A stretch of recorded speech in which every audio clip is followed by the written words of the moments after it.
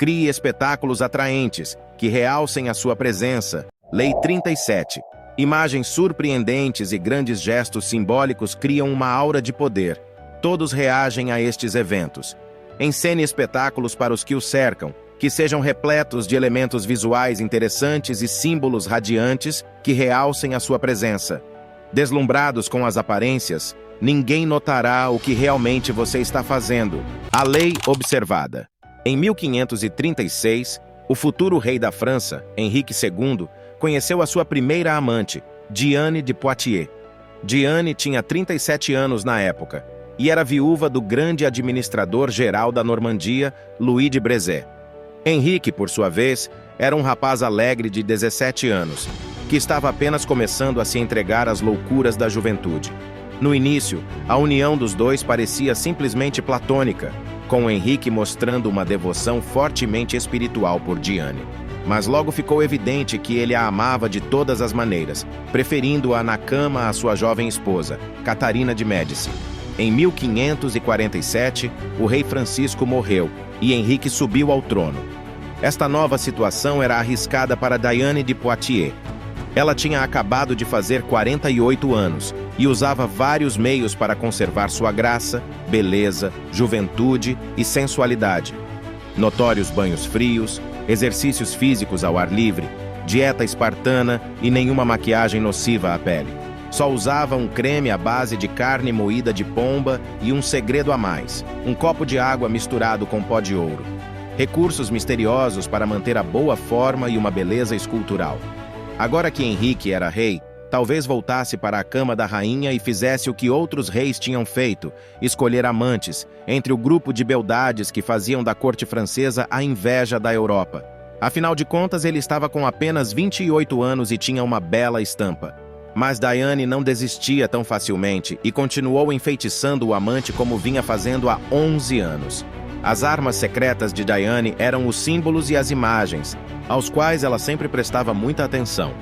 Logo no início do seu relacionamento com Henrique, ela criou um emblema interligando as suas iniciais com as dele, para simbolizar a união dos dois. A ideia funcionava como um amuleto. Henrique espalhou esta insígnia por toda parte, nos seus mantos reais, em monumentos, igrejas, até na fachada do Louvre, que na época era o Palácio Real em Paris. As cores favoritas de Diane eram o preto e o branco, que ela usava exclusivamente, e sempre que possível, a insígnia aparecia nestas cores. Todos reconheciam o símbolo e o que ele queria dizer. Assim que Henrique subiu ao trono, entretanto, Diane foi ainda mais além. Decidiu identificar-se com a deusa romana, Diana, sua xará. Diana era a deusa da caça, passatempo tradicional da realeza e uma paixão de Henrique. Igualmente importante, na arte renascentista ela simbolizava castidade e pureza. Para uma mulher como Diane, identificar-se com essa deusa evocaria na mesma hora estas imagens na corte, conferindo-lhe um ar de respeitabilidade. Simbolizando o seu casto relacionamento com Henrique, isso também a distinguiria das ligações adúlteras das amantes reais no passado. Para efetuar esta associação, Diane começou transformando totalmente o seu castelo em Annette. Colocou abaixo o que já estava construído e no seu lugar ergueu um prédio com magníficas colunas dóricas, cópia de um templo romano. Foram usadas pedras brancas da Normandia salpicadas de sílica preta, reproduzindo as cores que eram a marca registrada de Diane. O emblema com as suas iniciais e as de Henrique apareciam nas colunas, nas portas, janelas e tapetes. Ao mesmo tempo, os símbolos de Diana, luas em quarto crescente, veados e cães de caça, enfeitavam os portões e a fachada. Dentro, enormes tapeçarias retratando episódios da vida da deusa cobriam o chão e as paredes. No jardim, ficava a famosa escultura de Goujon, Diane Chasseresse, que hoje está no Louvre e que tem uma incrível semelhança com Diane de Poitiers. Quadros e outros retratos de Diana apareciam por todos os cantos do castelo. Annette conquistou definitivamente Henrique, que logo estava proclamando aos quatro ventos a imagem de Diane de Poitiers como uma deusa romana.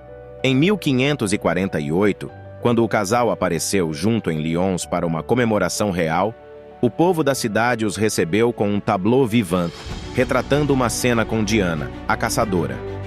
O maior poeta da França na época, Pierre de Ronsard, começou a compor versos em homenagem a Diana. Na verdade, instalou-se uma espécie de culto à deusa Diana, inspirado pela amante do rei. Para Henrique, parecia que Diane se envolvera numa espécie de aura divina e que ele estava destinado a adorá-la para o resto da sua vida. E até a sua morte, em 1559, ele continuou fiel, dando-lhe o título de duquesa, uma riqueza incalculável e demonstrando uma devoção quase religiosa à sua primeira e única amante. A estratégia mais astuciosa de Diane foi a sua apropriação da deusa Diana. Aqui ela não jogou apenas com a imagem física, ela entrou no reino dos símbolos psíquicos. Foi uma proeza e tanto transformar a amante do rei num emblema de poder e pureza, mas ela conseguiu. Sem a ressonância da deusa, Diane era apenas uma cortesã.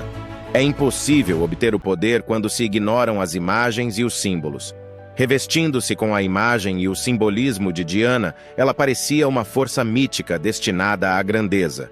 Você também pode jogar com imagens assim, tecendo pistas visuais numa gestalt abrangente, como fez Diane com suas cores e sua insígnia. O visual encurta o caminho no labirinto das palavras. Ele ataca com um poder emocional e um imediatismo que não dá espaço para reflexões e dúvidas. Como a música, ele passa por cima do pensamento racional, sensato. Criar um espetáculo atraente que torna as palavras desnecessárias é algo muito vantajoso, porque a imagem é suficientemente eloquente. Compreenda, as palavras colocam você na defensiva. Se você precisa se explicar, o seu poder já foi colocado em dúvida. A imagem, por outro lado, se impõe como um dom. Ela desencoraja perguntas, cria associações convincentes, resiste a interpretações não desejadas, comunica instantaneamente e forja vínculos que transcendem as diferenças sociais. As palavras geram discussões e divisões, mas as imagens unem as pessoas. Elas são os instrumentos quintessenciais do poder. O símbolo tem o mesmo poder, seja ele visual ou uma descrição verbal de algo visual. Ele é uma forma de expressão mais rápida, contendo dezenas de significados numa única frase ou objeto. Como, por exemplo, os símbolos de conceitos abstratos como pureza, patriotismo, coragem e amor que estão repletos de poderosas associações emocionais. No entanto, quando se usa símbolos e imagens, temos que compreender a predominância da visão sobre os outros sentidos. Antes do Renascimento, dizem, a visão e os outros sentidos, como o paladar e o tato, por exemplo, operavam num plano relativamente igual. Desde aquela época, entretanto, a visão se tornou dominante e é o sentido de que mais dependemos e no qual mais confiamos. Como disse Baltasar Graciano, a verdade é geralmente vista, raramente ouvida. Uma imagem é muito mais eficaz do que qualquer argumento apresentado com palavras. Não negligencie a sua maneira de apresentar as coisas visualmente. Fatores como cor, por exemplo, têm uma enorme ressonância simbólica. A melhor maneira de usar imagens e símbolos é organizá-los como um grande espetáculo que assombre as pessoas e as distraia das realidades desagradáveis. Isso é fácil de fazer. Elas gostam do que é grandioso, espetacular e sobrenatural. Apele para as suas emoções e elas comparecerão em massa ao seu espetáculo. O visual é o caminho mais fácil para seus corações. Crie marcas registradas para se distinguir dos outros. Em seguida, vá em frente. Descubra uma imagem ou símbolo do passado que se encaixe perfeitamente à sua situação e envolva-se nela. Você vai parecer maior do que é na realidade. Se você gostou deste vídeo, deixe seu comentário abaixo. Irá nos ajudar muito para continuarmos produzindo mais conteúdo. E para não perder vídeos como este, se inscreva no canal.